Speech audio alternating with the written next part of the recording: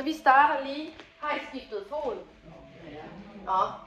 Så vil jeg lige sige, at vi fortsætter jo helt ind til 18. december.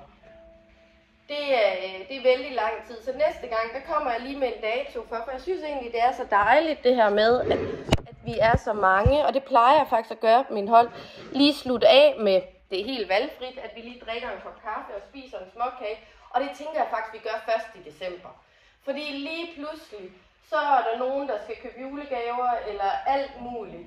Så jeg kommer lige med en dato næste gang, så kan man jo lige sætte et kryds i kalenderen, så man ved, at den dag skal man i hvert fald huske at komme til Pilates. Ja, godt.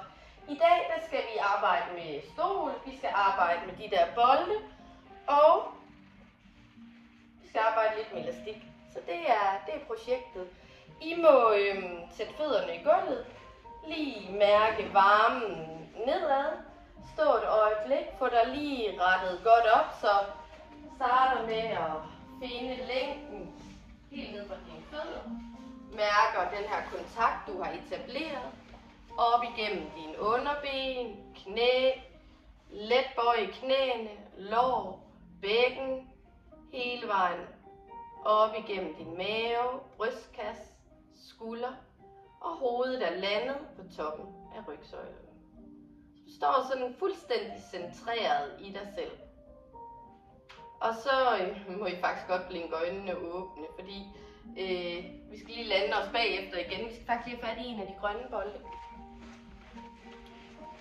Og den putter du op i armhulen.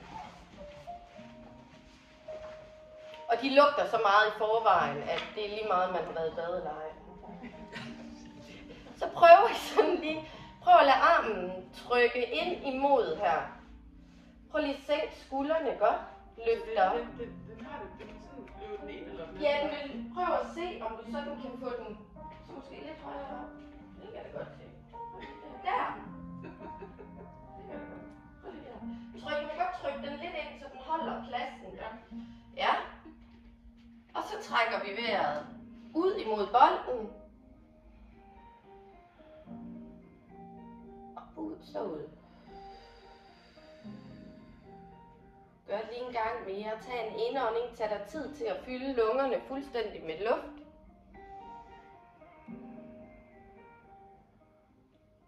Og luk luft ud. I kan rigtig mærke trykket her. Presser godt herinde ved lymferne. Indånding.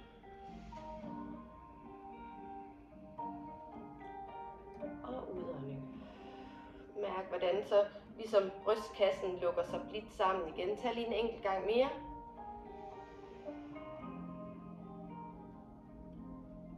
På en eller anden måde bliver det tydeligt at mærke, at man trækker vejret. Okay, så begynder vi at rulle rundt her. Er der nogen af jer, hvor det faktisk er lidt ømt, der hvor bolden den presser ind? Nej. Og jeg ved godt, det er sådan lidt krummelu. Så må du lige sådan prøve at sætte den lidt på plads igen. Men nu masserer vi jo faktisk samtidig herinde omkring vores brystkasse, og vi får lidt varme op i vores skulder. Ja. Lige et par gange mere rundt. Er man derhjemme og laver den her video, så kunne man enten tage den store bold, hvis man har det, en tennisbold, eller man kan selvfølgelig bare gøre det uden. Så lader du lige armen hænge tungt ned her. Og så på en indånding, så dypper vi ned, rækker ned armen, den anden arm går bare lige let op. Og på udåndingen løfter vi os blidt tilbage igen og lander. Indånding rækker armen nedad, skaber længde. Udånding løfter op. Og det er næsten, vi kan næsten mærke, at den anden arm kan ikke lade være med at glide med op. Så du gerne lade den fortsætte op over øret, så du rækker længde ud igennem begge ører. Begge hænder og udånding tilbage. Længde ud igennem begge ører. Har I hørt om det før? Indånding ned. Rækker. Presser bolden lidt ind. Og vi løfter os stille og roligt op igen. Tag lige en sidste tur den her vej. Rækker ned. Og uden at hoften går ud, vi stabiliserer. Så hoften står oven på vores ben og løfter op. Smukt. Prøv lige at tage bolden ud. Lad armen glide ned. Øj, prøv lige at mærke forskellen på, hvordan der hvor bolden var, armen den kan næsten komme tættere ind på kroppen. Ja. Flyt bolden over under den anden. Læg den op i armhulen. Mærk igen, at du lige står ret op. Og find vejrtrækningen, indånding ud imod bolden. Udånding. Indånding. Prøv at lade dine skuldre være så bløde som muligt ud imod bolden. Så det ligesom er indånding, der løfter muskulatur og væv, og udånding, der får det til at slippe igen. Indånding. I efteråret, lungerne er et af organerne for efteråret, så det at få renset godt i Gud gennem er rigtig godt her. Smukt. Vi begynder at rotere rundt, og så er vejrtrækningen jo også med os hele tiden. Vi trækker vejret hele tiden. Så at gøre det måske lidt mere optimalt. Tænke på at få vejrtrækningerne gode og dybe, når der er overskud til det. I hvert fald ind igennem næsen altid. Om du så sender den ud igennem næsen eller ud igennem munden, det kan vi lade være lidt mere valgfrit. Hvis man har en skulder, der driller, så laver man bare bevægelsen lidt mindre. Så man kan ligesom tilpasse bevægelsen. Og det er lidt akavet, det kan jeg godt se. Ja. Tag lige en runde mere. Så lader vi armen hænge tungt ned. Holder fast i den. Indånding. Døber lige til siden. Mærker lige strækket hele vejen ned i modsat side. Udånding. Løfter op. Ja. Tænker på at stå stadigvæk godt ned igennem dine fødder. Så du ikke kommer til sådan at vippe, så vi har noget stabilitet. Og vi vil lige stille for de skrå mavemuskler i gang. Løfter op. Taljen. Indånding. Vipper ned. Rækker armen op. Kommer dybere i stræk. Udånding løfter op. Indånding vipper ned. Taljen får lov at arbejde. Udånding løfter op. Sidste gang. Vipper ned til siden. Prøv at mærke bare sådan den her lette varme, der kommer. Og vi løfter op. Ja. Tag lige bolden ud. Mærk lige, at armen den glider ind. Kan nærmest fortsætte ind. Ja. Smukt. Blink øjnene åbne. Tag bolden med. Sørg lige for, at I har jeres grønne elastik ved jer, så vi ikke skal rundt og lede efter den. Og så skal I simpelthen sidde på den ene balle. Nej, ja, altså bolden under den ene balle. Og så skal I lige starte med at prøve og cirkle lige så stille rundt her, og det kan sagtens holde til det. Det behøver ikke at tænke på. Cirkle rundt her om ballen. Det er lige virkelig.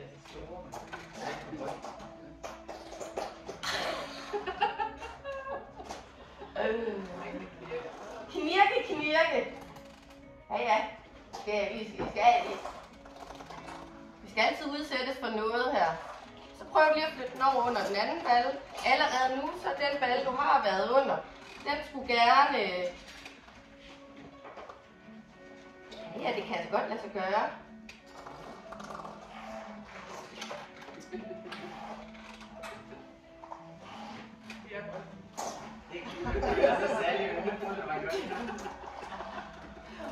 Det er kun mig, der bliver filmet, bare roligt.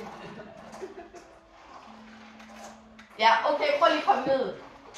Men nu skulle jeg så gerne være landet lidt mere på stolen. Og det her, det kan man også godt. Nå, godt. I spreder lige jeres ben lidt ud. Sådan, I får lidt plads ind i hoften her. Placer hænderne på låret. Trækker skuldrene godt tilbage. Og så meget varme har vi ikke nu her. Men vi starter stille og roligt. Jeg vipper lige mit bækken lidt bagud, så jeg får lidt mere længde langs rygsøjlen. Og så på en indånding, der forlænger jeg mig ud her så langt jeg kan, med en lang og lige ryg, kigger skråt frem. Og på en udånding, der dropper jeg hovedet ned, og så skyder jeg ballerne ned imod stolen. Og så ruller jeg hele vejen op og stabler rygsøjlen oven på hinanden igen. Ja, indånding. Rækker jeg ud igennem hjertet, en lang og lige ryg. Mærker måske, at det strækker på indersiden, og når du ikke kan komme længere, så runder vi og ruller hele vejen op. Yes. Godt. Vi forlænger igen her. Indånding. Rækker ud og udånding. Stabler rygsøjlen oven på hinanden. Kommer hele vejen op. Tag lige et par gange mere. Jeg kigger lige. Bliv ved med at vippe bækkenet og sende knæene udad. Ja, og på en udånding. Der vipper du bækkenet. Modsat, så du sender halebenet nedad og ruller hele vejen op. Ja. Tager lige den sidste. Godt. Hele vejen op. Stable rygsøjlen om på hinanden. Så bytter vi lige. Vi gør det lige modsat. Så nu trækker du på en indånding hagen ind. Og så forestiller du dig, at der er sådan en stang. Du skal lige løfte hovedet op under. Så skal du nemlig løfte det op. Sådan en lang og lige ryg. Yes. Indånding ruller hele vejen ned. Hvirvel for hvirvel. Fødderne solidt plantet i gulvet.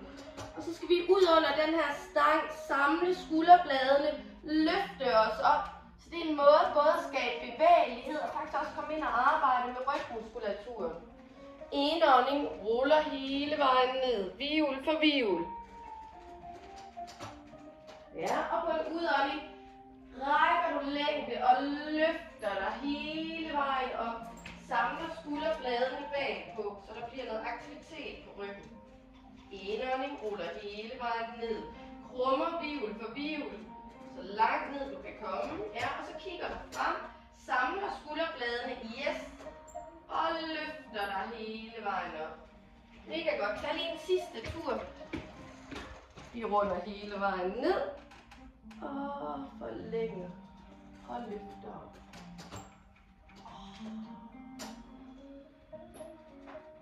Rækker begge arme på en indånding op imod loftet. Mærk, at du strækker længde.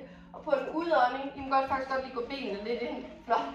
Venstre arm frem, højre arm tilbage. Grib lige bagsiden. Så bliver lande sådan et dejligt twist for rygsøjlen. Så du kan placere din venstre hånd på ydersiden af dit højre ben. Yes. Indånding, ræk længde ud igennem toppen af hovedet.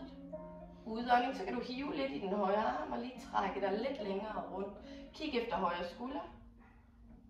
Indånding, løft op.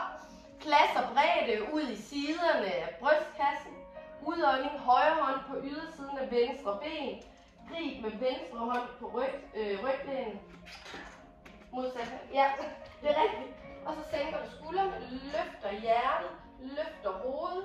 Og forestil dig, at I har en klud i taljen. Prøv lige her på en indånding, som I ligesom vrider på udåndingen. Og se om I lige kan twiste lidt dybere. Ja. Indånding, løft op. Vi sætter lidt mere dynamisk bevægelse på. Udånding, bare land i twist uden at trække dig. Indånding, ræk længde. Bliv ved med at lade ballerne være tunge nedad. Udånding, twisten modsat. Indånding, ræk længde. Udånding, twisten modsat. Bare lige land. Indånding, ræk længde. Plads og bredde til vejrtrækning. Udånding, twist modsat. Ja. Sidste gang. Indånding, ræk længde. Og udånding, land i twistet. Kig efter bagerste skulder. Perfekt. Kom ind til midten. Tag lige den grønne bold, og den her gang, der skal I placere den lige under låret. Yes, så bliver foden lige lidt løftet. Så retter I jer rigtig godt op. Lad låret trykke godt ned imod bolden. Indånding, strække benet ud, flex foden. Hold længde ud igennem toppen af hovedet. Udånding, bøj. Og hvis man læner sig tilbage i stolen, så skal man lige lidt frem, så man holder sin stabilitet i koren. Indånding, rækker længde. Kan I mærke et dejligt hasestræk? Udånding, bøjer. Indånding, rækker længde. Bliv ved med at forlænge en lille smule gang i maven samtidig. Udånding, bøjer. Indånding, rækker længde. Udånding, bøjer. Indånding, rækker længde. Du kan komme op og ligge her ved siden af mig. Og bøjer. Indånding, rækker længde. Og bøjer. Og vi tager den sidste. Du kan være her ved siden af mig. Rækker længde. Og bøjer. Prøv lige at tage bolden ud. Så prøv lige at gøre det uden. Presser benet nedad. Forlænger. Bare så I lige kan mærke forskellen. Og bøjer. Rækker længde. Flexer. Og bøjer. Kan I mærke forskel? Og, ja, det er. Man kan ikke komme så langt op, nej. Og bøjer. Og den sidste rækker længde. Det er ved med at holde længde ud gennem tungen. Og bøjer. Smukt. Bolden ind under det andet lår. Og det er meget fedt. Ja, vi skal lige have fat i stolen også. Tak for det. Ja, vil I hjælpe dig?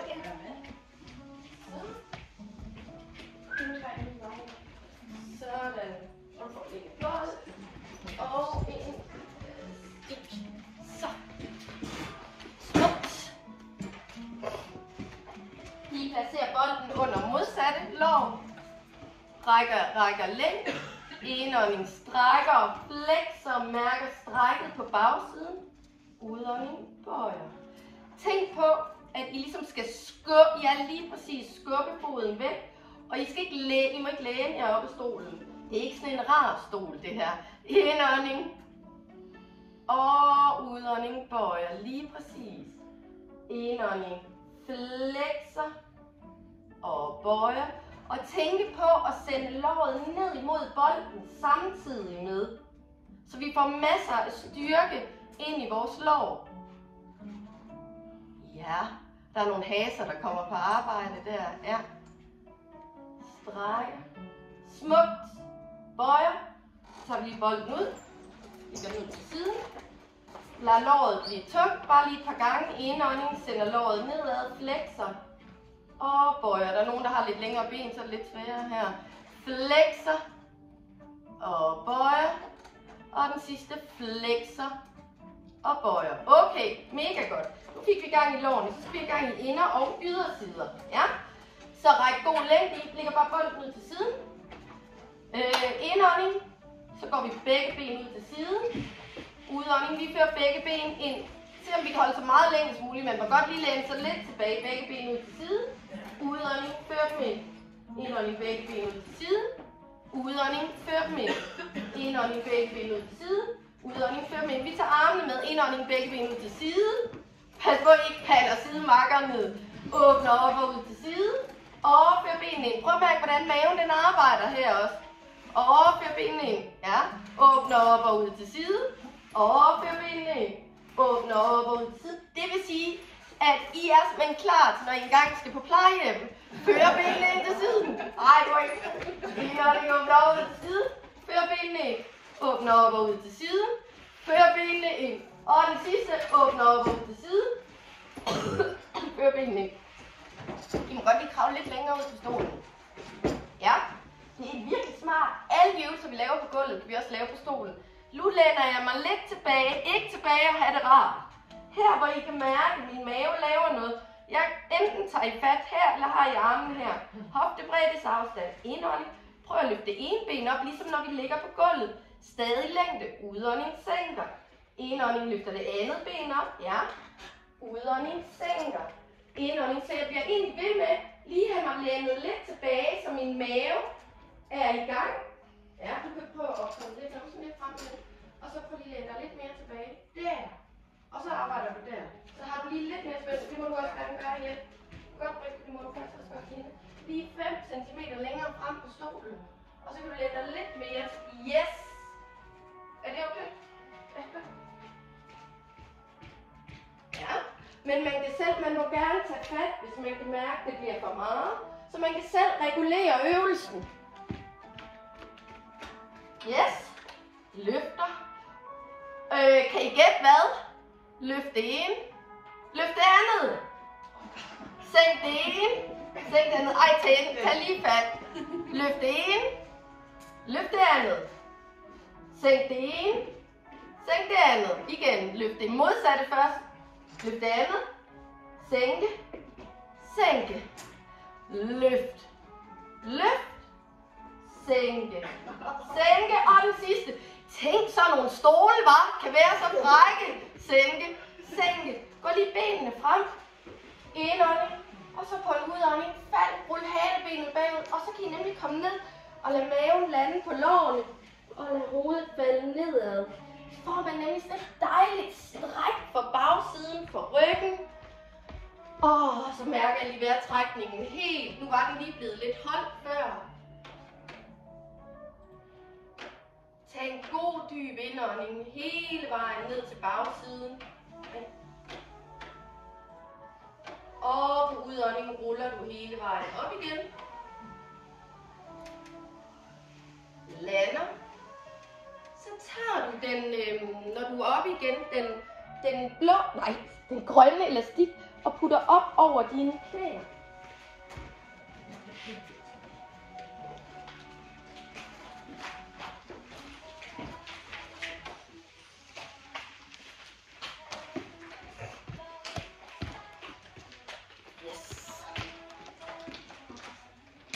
Godt. Så skal vi gøre lidt det samme, som vi gjorde lige før. Ikke da vi løftede benene.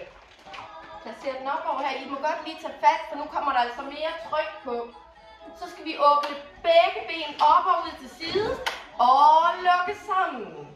Indånding. Ja, det er god, ikke? Udånding. Og tænk på, at det er knæerne, der skal udad. Det er mere vigtigt end fødderne. Indånding åbner. Udånding lugt. Så kan det være, at man kun kan få dem her til. Det er okay. Det er vigtigere, end at fødderne kommer udad. Yes. Og lukker. Åbner. Og lukker. Åbner. Og lukker. Åbner. Og lukker. Åbner. Og lukker. Den er god, hva'? Åbner. Og lukker ind. Og lad fødderne stå. Pres godt ud af mod elastikken. Kom lige lidt længere frem. I må faktisk godt få fødderne lidt ind under jer selv. Ja. Så skal vi op og stå. Yes. Og vi skal ned og sidde. Og vi skal op og stå. Og vi skal ned og sidde. Du gør det i dit eget tempo. Nogle I fortsætter bare op og stå ned og sidde. Man kan putte den ene fod ind under. Så er det altså lidt lettere lige at trække fra og komme op og sidde. I fortsætter jeres eget tempo. Skyder lårene ud imod elastikken. Så igen, knæene falder ikke i vandet. Går du lidt mere op, Kirsten. Så du har en hoftebredde til afstand. Ja, lige præcis. Vi skal have plads til bækken og underliv hos os kvinder. Ja, fortsætter lige lidt mere. Jeg tror, vi har 2 mere. Og så kommer vi hele vejen ned og sidde. Godt. Lidt ligesom før, nu bare med elastik på. Så på en indånding strækker I det ene ben frem. Man må gerne tage den af, udånding bøjer.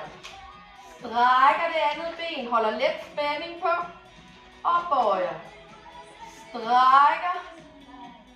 Og bøjer. Holder længde ud igennem toppen. Og bøjer. Ja. Strækker. Og bøjer. Stræk. Vi er næsten i mål, så slutter vi lige af med at åbne og lukke, så vi virkelig får gang i ballerne. Åbne og lukke. Åbne og lukke. Åbne og lukke. 2 mere. Åbne og lukke. Og den sidste åbne og lukke. Og tag elastikken af. Og så fint. Jeg lover, at jeg skal nok strække jeres baller godt ud til sidst. Ud til højre med elastikken, den skal vi ikke bruge mere. Så kan vi lave nogle gode øvelser for de skrå mavemuskler her også. Så fødderne i gulvet igen, og den kommer i 2 variationer. Du fletter lige hænderne bag ved hovedet.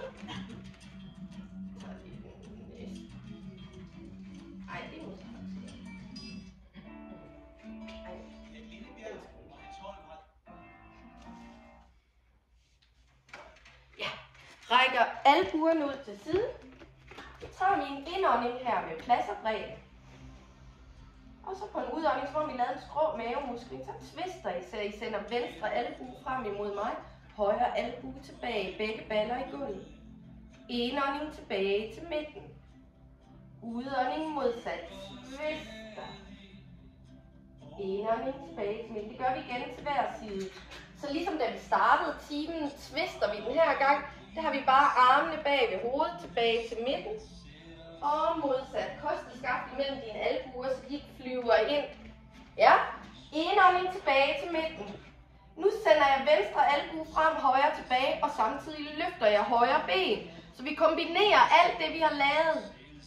Indånding tilbage til midten, rækker længt ud gennem toppen af hovedet. Udånding twister modsat. Så jeg modsat, ja, lige præcis Alice. Indånding tilbage til midten. Udånding, løft og twist. Skub låret ned imod stolen. Indånding tilbage til midten. Udånding twister modsat. Roter, ja. Hvis man synes, det er for hårdt at have armene, så kan man tage dem ud til siden her. Så kan det være, at man føler, at der er lidt mere bevægelse at gøre, men det kan I også godt lige prøve. Udånding twister, rækker ud gennem armene, holder længt ud gennem toppen af hovedet. Indånding til midten. Udånding twister modsat. Indånding, bliv ved med at holde længde ud gennem toppen af hovedet. Twister modsat. En gang mere til hver side. Twister. Tilbage til midten. Og den sidste. Kommer ind til midten. Og bare lige ryster det hele. Yes.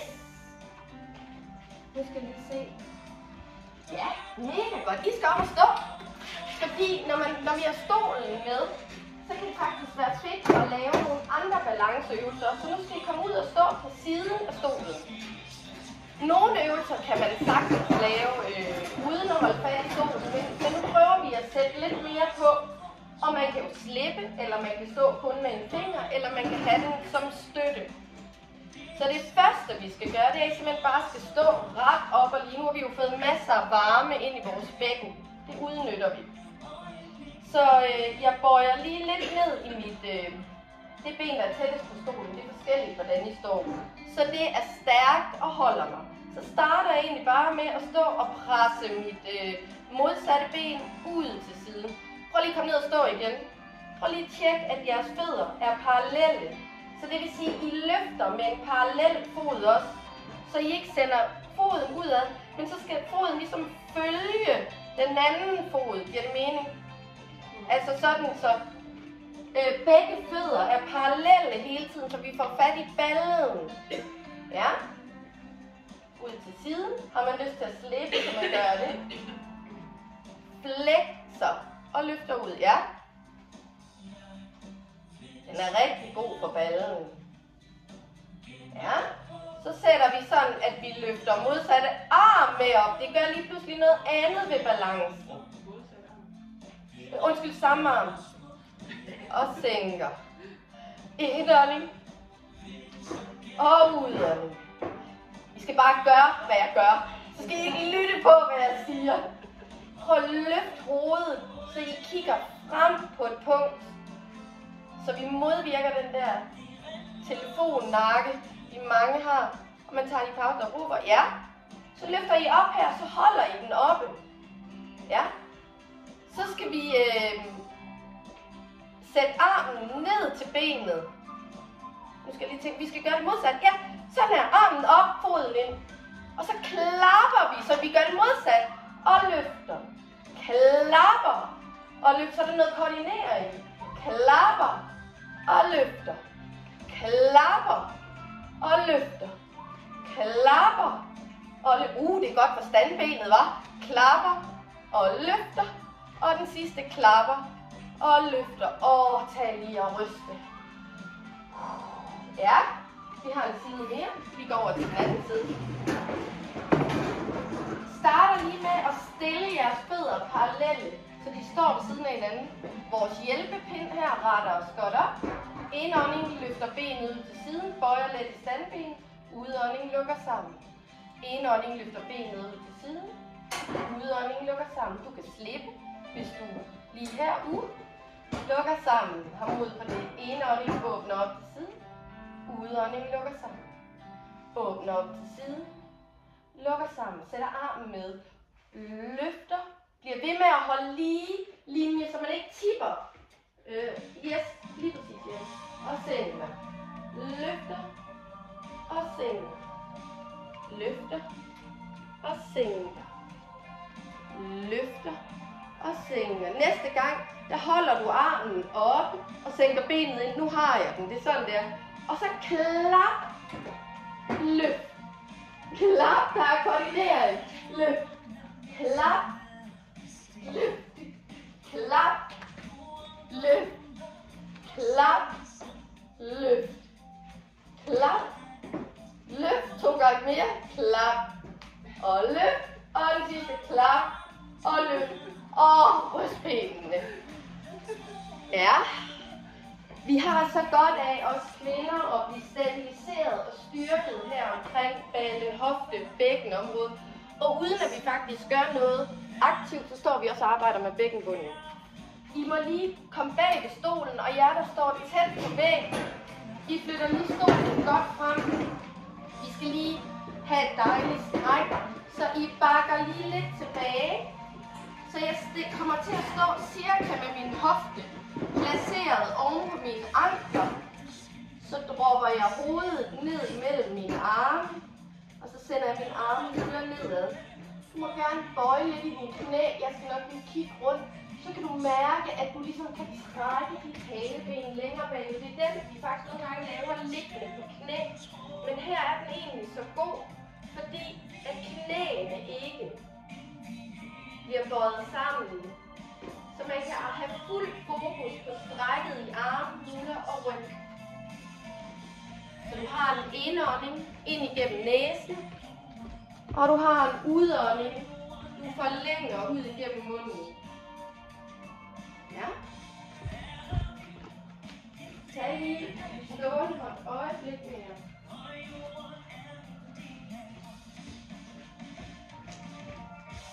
Herfra, der går I lige jeres fødder. I kigger lige op på stoleryggen, så går I lige jeres fødder lidt tættere på. Så nu skal vi ud og stå med sådan en god, lang og lige ryg. Så numsen er stadigvæk tilbage. Så flytter jeg venstre hånd ind på midten af stolen. Så højre hånd går ned. Hoften skal for så vidt muligt stadig pege frem imod stolen. Så på en indånding, der løfter jeg op og roterer. Hvis albuen driller, bøjer jeg eller skulderen. Udånding, sender armen ned. Lang og lige ryg. Indånding, løfter op. Roterer, kigger efter armen. Udånding, sænker ned. Jeg kigger. Indånding, løfter op. Bliver ved med at holde længde. Udånding, sænker ned. Indånding, løfter op. Udånding, sænker ned. Tænk på at holde hoften helt i ro. Jeg må gå lidt til her på hjemme på fødderne, og så lige løfte armen. Der. Yes. Jeg må rigtig godt gå lidt til her på deroppe. Jeg skal få lige maven aktiveret også. Ja. Hvis du har kørt skiftevis, så fortsætter du med at køre skiftevis. Ellers så lægger du hånden på, går over til den anden side. Løfter. Måske kan du mærke, at her er det lidt stivere, har ikke så meget bevægelse. Indånding, løfter, stabler skulderbladen over på hinanden. Udånding, kører armen ned. Indånding, løfter og stabler skulderbladene oven på hinanden. Udånding, kører armen ned. Ja. Lige et par gange mere. Og sænker. Løfter. Og sænker. Og den sidste. Løfter. Og sænker. Og så kan du lige tage begge hænder på. Og så lige løsne igen her et par gange.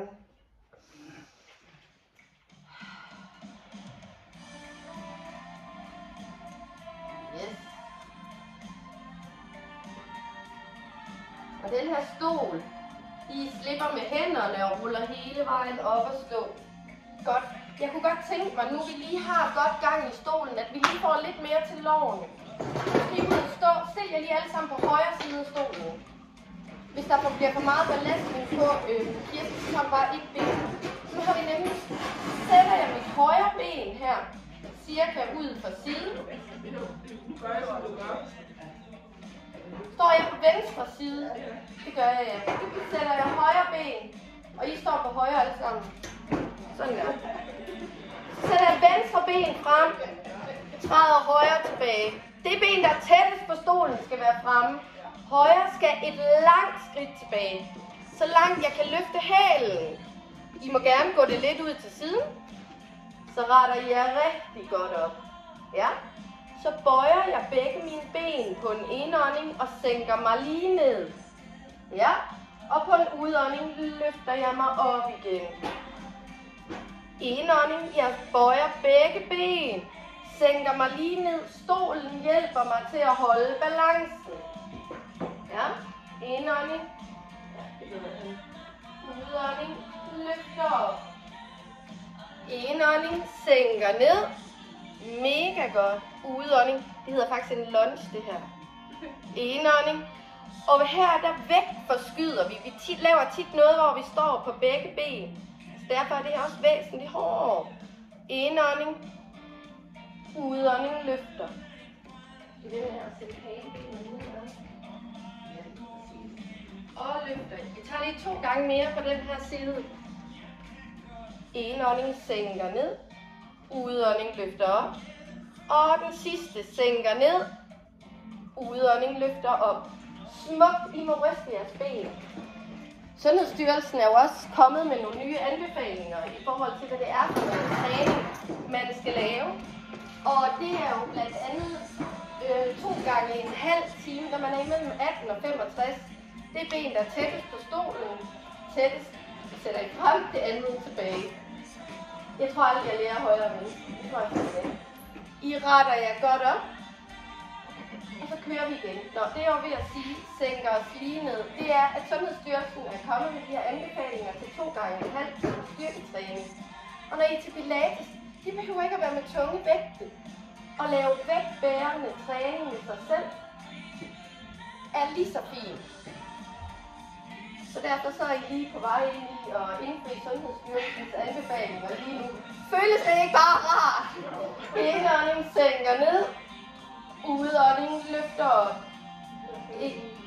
Hvad siger du? Du er heller født. Indånding. Vi har inkorporeret det. Løfter op. 2 gange mere. Sænker ned. Lige ned. Løfter op. Og den sidste indånding sænker ned. Udånding løfter op. Og kommer ind. Yes. Godt. I må tage fat i stolen. Det er jeres bedste, allerbedste ven i dag. Den skal vi have hen til måtten. Og I stiller den lige sådan inde på måtten, så I har måtten bag ved jer her. Vi skal lige have en enkel øvelse. Og der bøjer I lige måtten ind, så I kan komme ned og stå på knæene her. Og så skal jeg have fat på stolen. Kan I gætte, hvad I skal? Og igen, jeg skal nok lige komme rundt og kigge det, jeg gerne vil. Det er, at vi får sådan en fin, dejlig, lige linje hele vejen ned her. Så står vi jo faktisk allerede i en planke. Den er bare ikke så belastende, som hvis vi stod på gulvet. Så I skal lige have knæene lidt tilbage. Ja. Rækker længde ud igennem toppen af hovedet. Og så gør jeg simpelthen det, at jeg lige bøjer mine arme lidt. Og så strækker jeg dem. Ja.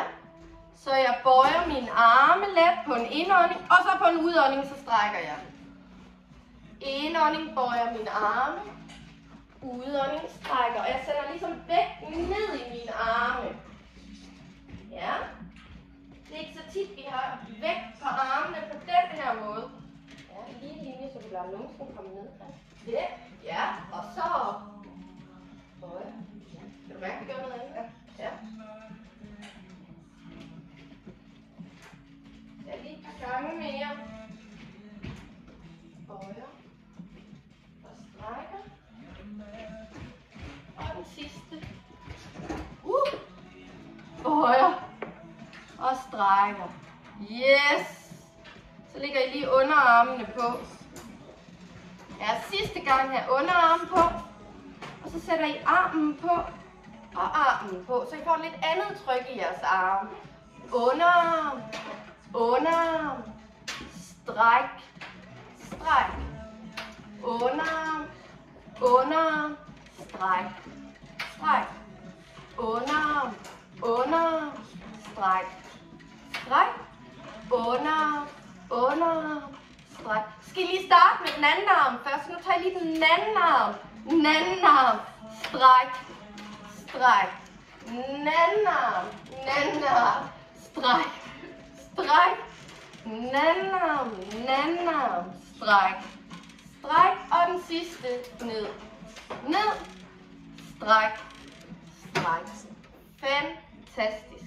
I må rulle måtten ud. Og så skal I om at ligge på ryggen med underbenene oppe på stolen. Så vender jeg. Det er faktisk lidt et stoleshow, vi har gang i her. Så lægger jeg mig ned med mine underben oppe på her. Og så kommer jeg hele vejen ned og lægger på ryggen. Og det er faktisk ret rart. Slukker lige lyset. Så jeg har lægget det helt ind og ligge, så mine knæhaser. Yes, lige præcis. Er det ikke dejligt? Så har jeg lige hele bagsiden faldet godt ned mod gulvet. Vi er jo ikke færdige endnu. Godt. Så finder du lige vejrtrækningen liggende her på gulvet. Mærker. Altså, når der kommer en indånding, så ændrer vi faktisk på din kontakt til gulvet.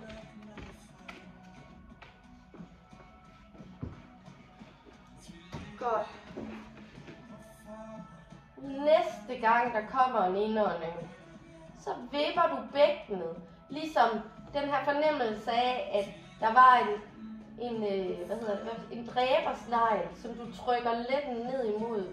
Og så bliver du ved med at rulle rygsøjlen fri fra gulvet, presser underbenene ned imod stolen, så du kommer hele vejen op og ligger på skulderbladene.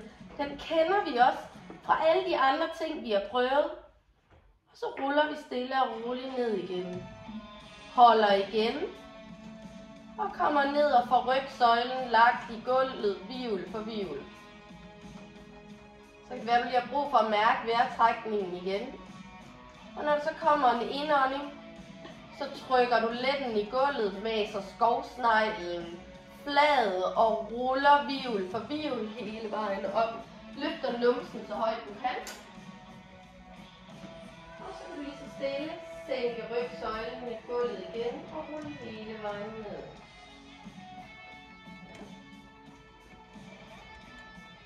Når du er klar og har fundet vejrtrækningen, ruller du op igen. Trykker lænden i gulvet, hvirvel for hvirvel, hele vejen op. Arbejder lige meget med begge sider og ruller hele vejen ned. Det er den her. Ja. Og du tager bare igen. Se om du ikke godt kan bruge indåndingen til at rulle op. Yes. Og udåndingen til at rulle ned.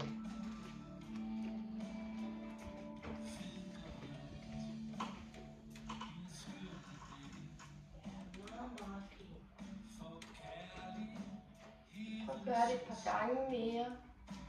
Med en opmærksomhed dybt inde i rygsøjlen, så du kan mærke, at den løfter sig. Hvirvel for hvirvel fri fra gulvet. Og sænker sig igen, hvirvel for hvirvel.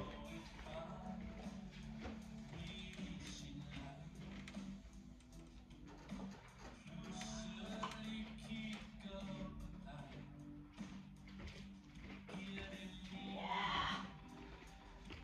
Mega godt. Kommer du hele vejen ned og læg. Derfra. Der placerer du nu dine hænder ved baghovedet. Du behøver ikke flette dem, men sådan lige lidt ude til siden.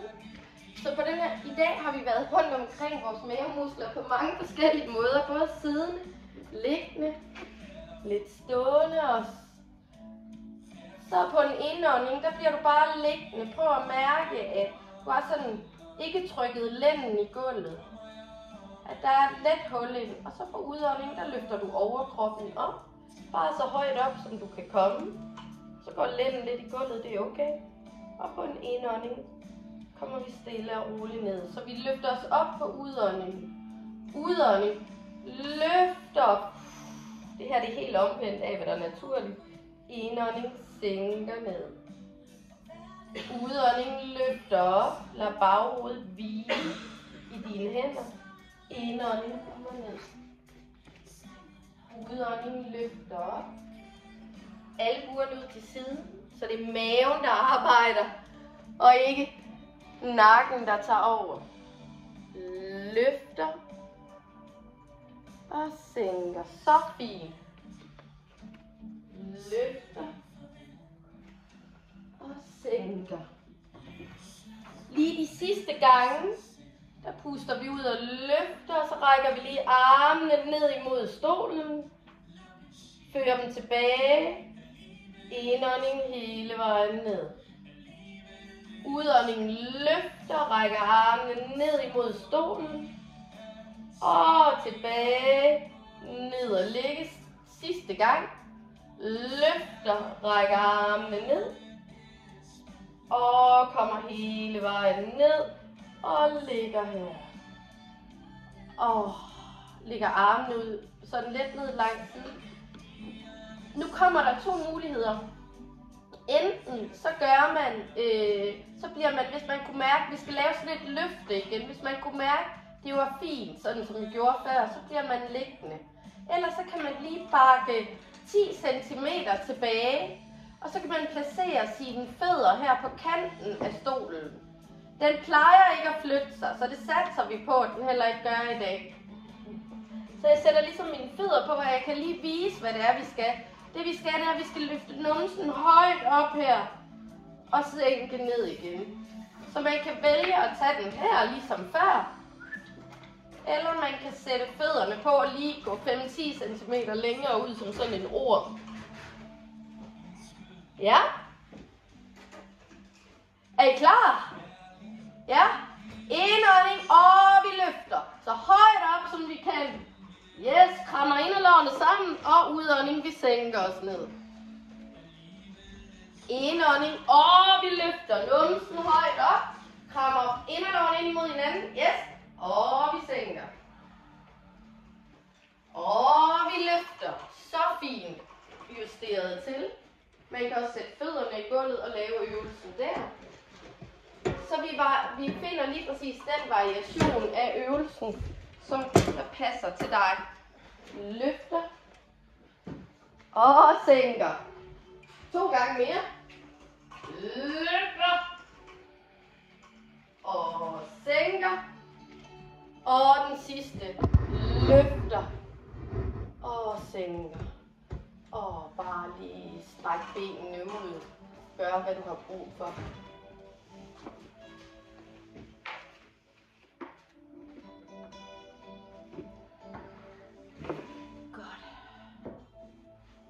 Nu gør vi det, at vi slutter timen på stolen. Så vi skal lige så stille rulle om på siden. Og så skal vi give os selv et skub hele vejen op og sidde. Og så skal vi op og lande siden på stolen. Fordi der er bare nogle rigtig gode stræk, man kan lave siddende på stolen. Og så mangler vi lige en enkelt rygøvelse også.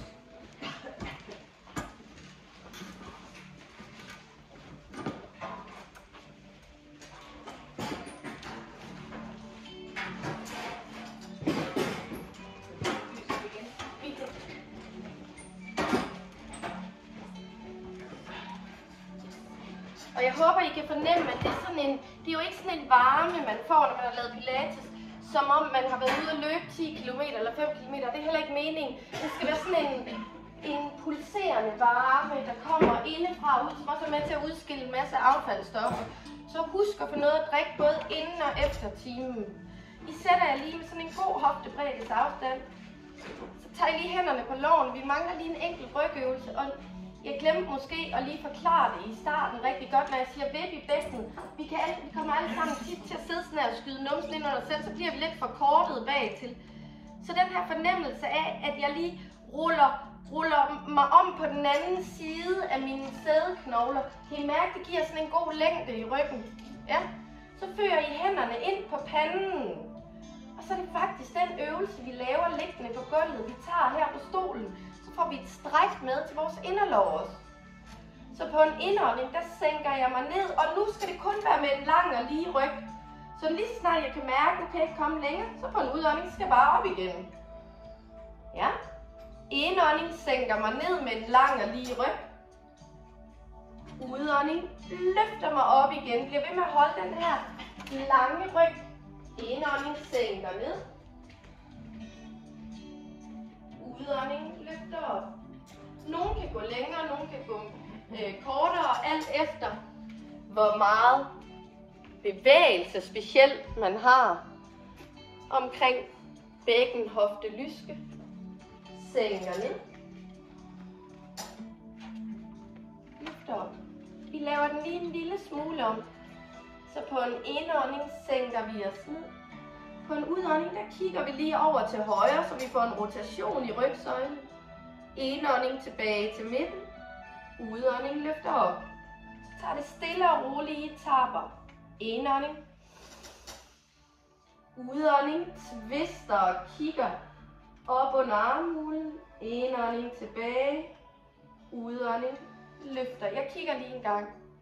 Indånding forlænger ned. Dertil hvor det er okay. Den er hård for ryggen. Selvom man måske ikke lige kan mærke det. Tilbage til midten. Løfter op. Man kan sætte hænderne på lårene, og så kan man også tage den her, hvis man kan mærke, at det bliver for hårdt. Tag lige en tur mere. Twister. For den er nemlig rigtig hård. Tilbage til midten. Hele vejen op. Og herfra hænderne på lårene. Stræk dine ben frem foran dig, så de bliver strakte den her gang. Du må gerne flekse fødderne. Og så prøv bare lige på en indånding, mærk, du løfter dig. Og på en udånding, der falder du ned i en foroverbøjning. Bliv ved med at flekse fødderne, så vi får et dejligt stræk til haserne med. Du må gerne bøje let i dine knæer. Dropper hovedet ned. Og så lader du bare hænderne lande der, hvor de, om det er nede omkring tæerne, om det er på skinnebenene.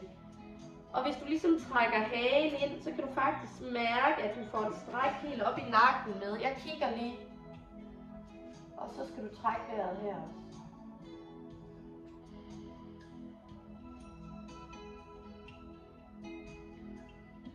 Ja. Så bakker vi lige så stille op igen. Hele vejen op.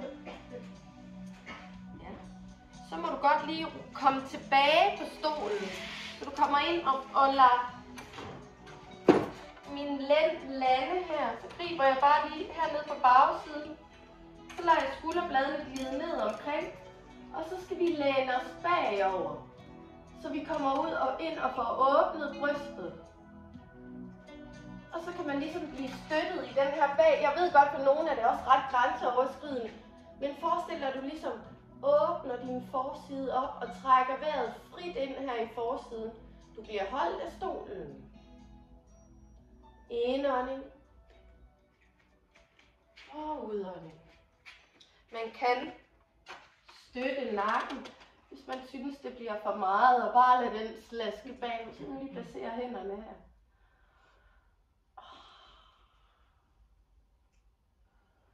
Og så sender vi lige så stille bækkenet nedad. Halebenet nedad og løfter dig op og sidde igen. Ja. Kommer bare ryggen tilbage. Så skal vi have vores højre ben op over det venstre. Ja. Flexer jeg foden let. Lægger min højre arm her. Og så er det ellers bare igen at sende halebenet bagud. Så læg dig ud over her. Og så skulle nogen, så man ligesom skubber benet lidt ud til siden. Yes. Nogen kan komme langt. Og hvis du kan slippe foden, så kan det være, at du kan glide lidt længere. Bliver det for meget? Eller? På ydersiden? Ja.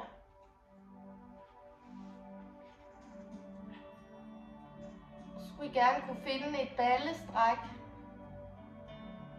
Herude på ydersiden. Det kan også være, at du kan finde det et andet sted. Ja. Inderside.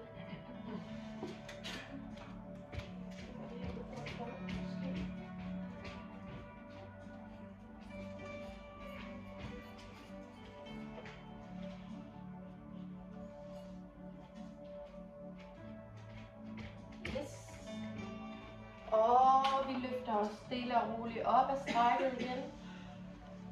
Sænker benet ned. Og så skal vi selvfølgelig have fat i den anden side. Lægger det andet ben op over. Og man kan måske starte med at lade foden være afspændt. Og så læne dig ind i strækket. Jo længere man går det her ben ud, des længere kommer man ned, så er der ikke så højt op at få benet. Jo mere du tager det ind under dig selv, des højere kommer standbenet. Og så kan du måske flexe, og så lidt, finde noget godt der.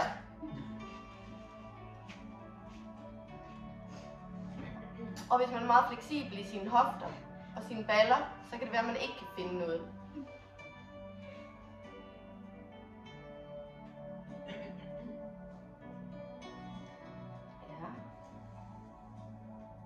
Og vi løfter os stille og roligt op igen. Sætter lige begge ben i gulvet. Strækker begge arme ned langs siden. Rækker længde ud igennem toppen af hovedet. Prøv lige at lave sådan en afstand imellem dine tandrækker. Så tager du dit højre øre og tipper ned mod højre skulder. Her der er ikke noget, der irriterer os omkring hofter, fordi vi sidder. Så du kan bare fokusere på dit stræk i nakken. Så kan du tage din højre hånd, og uden at presse, bare lægge den op på hovedet. Så den tyngden trækker det let nedad. Så løfter du venstre arm 5 cm ud fra kroppen. Så strækker du dine fingre let, så du får sådan et modstræk helt ud fra dine fingerspidser. Så må du gerne lige lukke øjnene et øjeblik. Fokuser din vejrtrækning ind i strækket.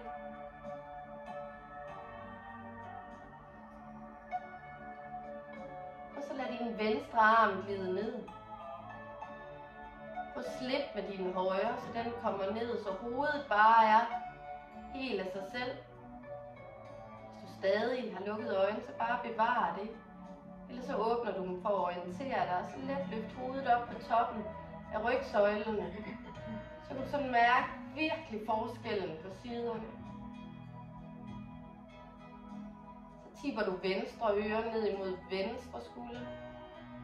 I løsner lige lidt i kæberne ved at lave lidt afstand imellem tandrækkerne. Så løfter du venstre arm op og lander på toppen af hovedet. Med mindre det er for intenst, så lader du bare strækket være, så løfter du højre arm let ud til siden. Og mærk den forskel, det giver, når du rækker længde ud igennem dine fingerspidser. Uden at tænke, det her stræk skal være helt vildt og voldsomt. Gerne gå sådan lidt gentle til værks heroppe i nakken. Så lader du hånden glide ned. Slipper med venstre. Og så kan du løfte hovedet op på toppen af rygsøjlen, så den lige lander her. Så kan du lægge hænderne ind på lårene. Og så kan du lige så stille, lige sådan løsne ved lige at vippe lidt fra side til side, runde bagud, fremad, uden det sådan lige har nogen fast form. I giv efter der, hvor der skal gives efter.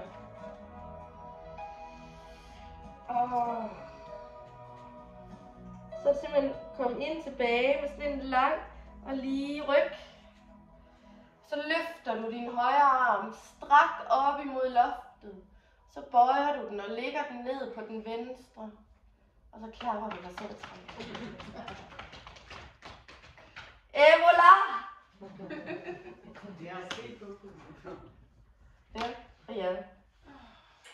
Tusind tak for i dag.